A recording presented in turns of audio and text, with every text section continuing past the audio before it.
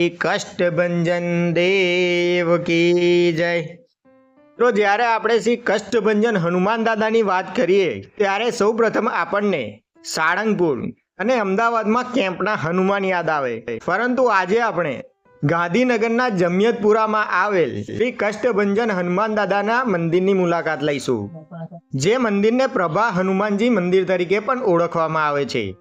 મિત્રો, કહેવાય છે કે કળિયુગમાં આ પૃથ્વી પર જો કોઈ ભગવાન હોય તો તે રામના પરમ ભક્ત શ્રી હનુમાનજી દાદા છે, જે ભક્તિ અને શક્તિના સાગર છે, કષ્ટોના હરનાર છે।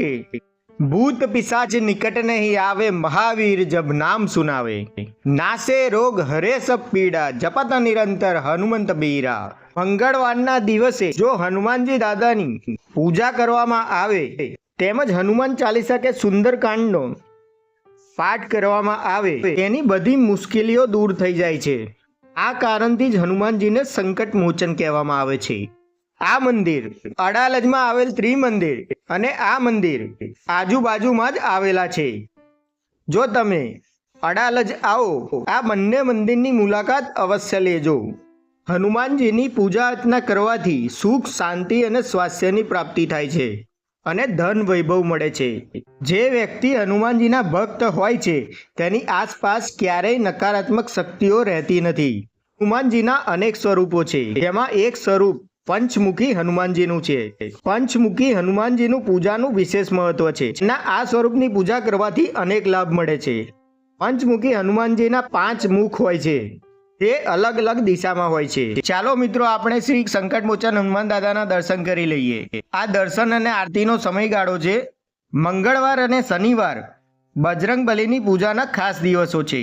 આ દિવસે લાલ ફૂલ, સિંદૂર અને ચમેલીના તેલ ચડાવવાથી ખૂબ જ ફાયદો થાય છે। તેમજ ઘરમાં પશ્ચિમ ખૂણામાં શ્રી કષ્ટભંજન દેવ કી જય શ્રી સ્વામિનારાયણ ભગવાન જેમણે આ કૂવામાંથી જળપાન કર્યું હતું તે કૂવાના આપણે દર્શન કરીશું। આ એ જ કૂવો છે જે તમે વિડીયોમાં જોઈ રહ્યા છો।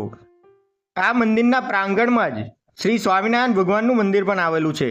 તો ચાલો આપણે તે મંદિરની મુલાકાત લઈએ। શ્રી સ્વામિનારાયણ ભગવાન કી જય, શ્રી રાધા કૃષ્ણ દેવ કી જય, શ્રી સ્વામિનારાયણ ભગવાન કી જય। મંદિરમાં સ્વામિનારાયણ ભગવાનના અનેક પ્રસંગો ચિત્ર રૂપે જોવા મળે છે। મિત્રો, તમે પણ આ મંદિરોની મુલાકાત અવશ્ય લેજો। તો મળીએ મિત્રો એક નવા વિડીયો સાથે। જો તમે મારી ચેનલ પર પહેલી વખત આવ્યા હોય તો મારી ચેનલને સબસ્ક્રાઇબ કરજો, જેથી તમને આવા વિડીયોની માહિતી નિરંતર મળતી રહેશે। સૌને જય શ્રી કૃષ્ણ।